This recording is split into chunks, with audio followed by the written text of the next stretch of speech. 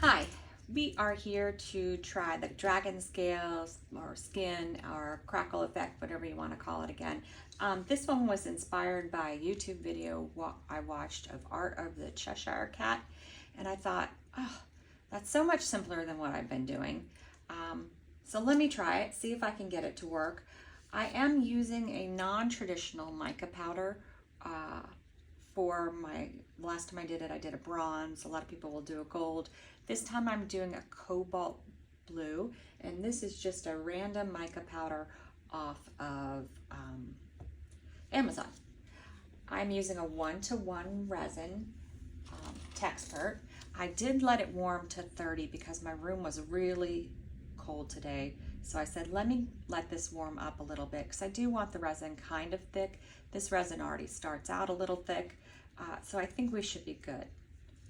All right, now I'm going to put 2 heaping spoons, and I'm hoping this mica powder is heavy enough because you put a lot in it because you want it to be heavy.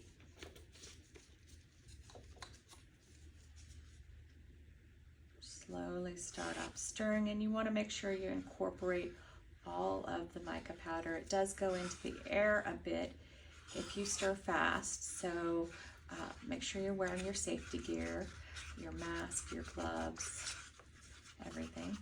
Once it's incorporated, you can stir a little harder. Now I do find with the cheaper mica powders, they're a little bit more powdery, so they're a little harder to stir in. So you are going to have to go a little more vigorously to get that stirred in all the way.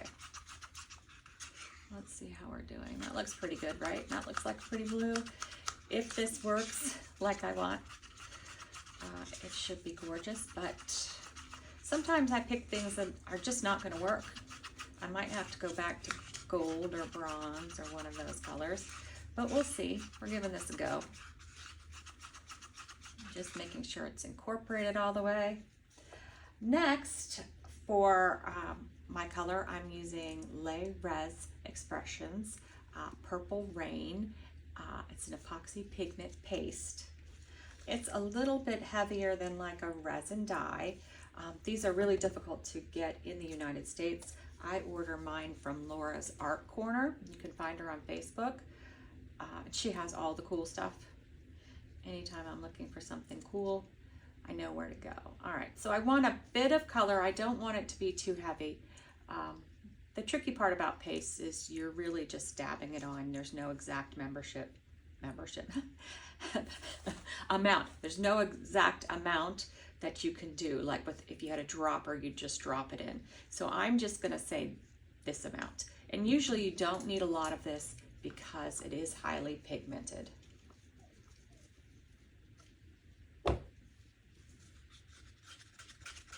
And with the mica powder and anything you mix in, you just want to make sure it's incorporated really well. You don't want colored stringies or dots. Sometimes that happens.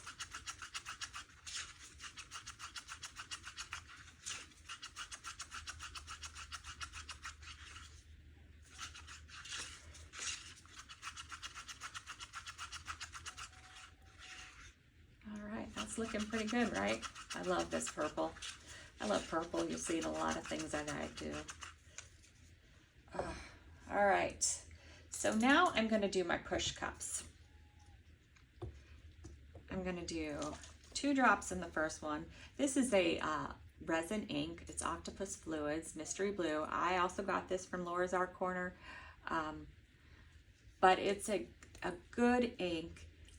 It's not too highly pigmented, and for a push you don't want too much in there. I'm doing 2 in this cup because it has twice as much as the other cup.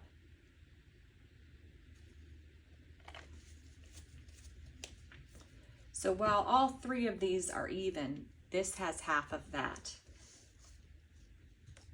I'm going to go ahead and do my drop while I'm here. And the reason being is this half cup, this one I'm doing right here, is for my final push in the center. So I don't need a lot of it. I just want a little bit. And I wanted to make sure I didn't forget that I needed to put it in. So I do it in a separate cup. Sometimes when I'm doing these videos, I'm talking to myself and thinking a lot about a lot of things, and I end up pouring too much or too little and easily distracted. All right, that looks like it's mixed in pretty good. So it's just a very pale looking blue. It does, this mystery blue does have a tinge of purple to it, and that I think is the mystery about it. So sometimes you can see some purple, which is why I picked it to work with these colors. It's blue and has a tint of purple, so it should look pretty.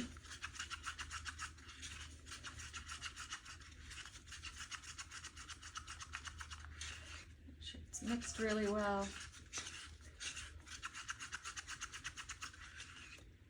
There we go. All right. So the first thing that we're going to do is we're going to use, not this one, and we're going to pour half of this in the mold. What I want to do is try to fill the bottom of the mold, and I'm hoping half of it will be enough. Sometimes I calculate wrong, but just gonna.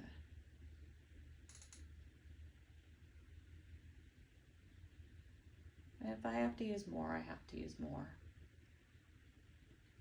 And I may even push it around with my stick. I don't want to use too much more. I'm running out. All right. Running out. All right, so now I'm going to use my stick and sort of try to push it around. Probably poured too much, but I'm going to be okay with that. I wasn't exactly sure how much resin I would need for this mold, so it was a little bit of guesswork. I do blooms in it, but it's usually just one layer. This I wanted to fill just a little bit more.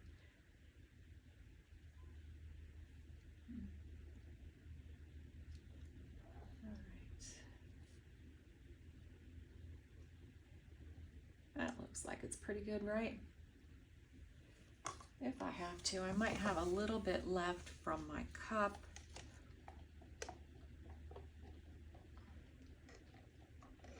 Just a tiny bit, but it'll give us something, because I am going to need it one more time before the final.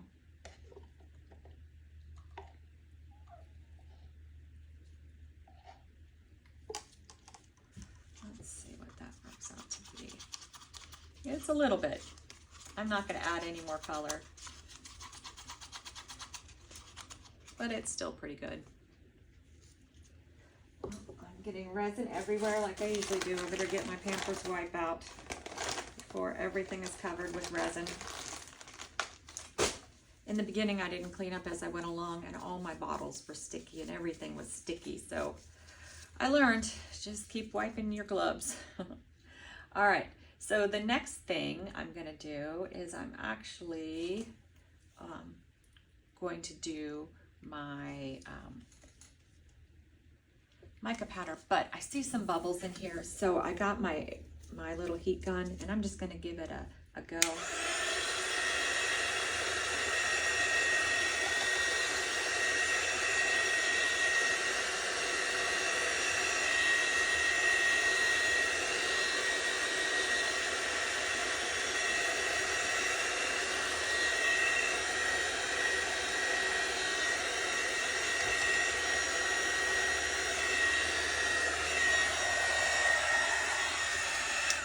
I do love Texpert resin, but it is a higher viscosity, and anytime you get a higher viscosity resin, you do tend to get more bubbles.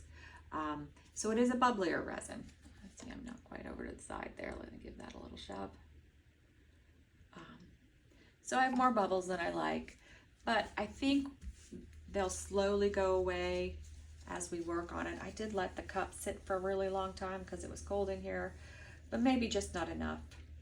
But we're gonna go on anyway. So now I'm gonna take half of my blue mica, I'm gonna give it that final stir and beg it to please be mixed. I had one last night I thought looked gorgeous, and then I unmolded it and there were chunky white powder droplets. All right, now half the cup in the center.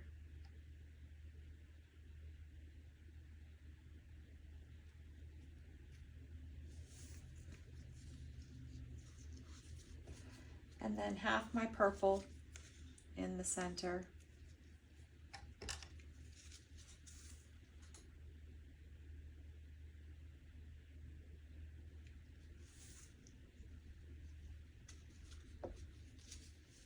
Now, this little push that I created, we're going to do that.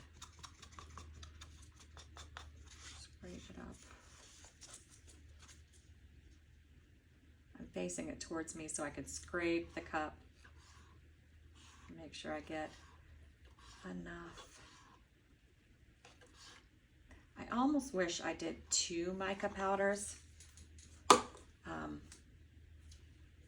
But we'll see how this goes. All right, so now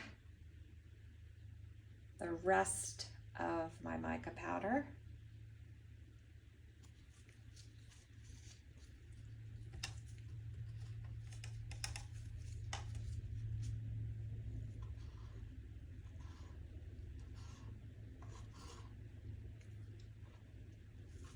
All right, and now the rest of my purple.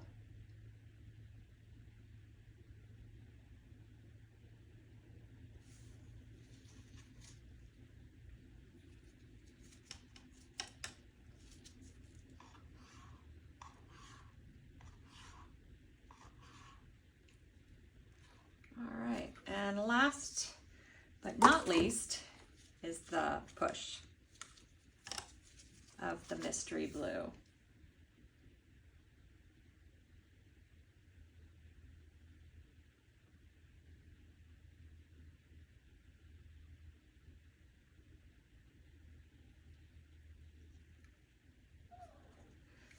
Now, that's all I'm doing. You could hit it with the heat gun if you want. Now, I don't want to hit it with my heat gun though, really, because I'm afraid it'll move things around. I'm not going to put anything in the center. I'm going to let that be open. I'm considering making it into a bowl if I get back here fast enough and have time to shape it. I do think I'm going to give it a little bit with maybe the torch.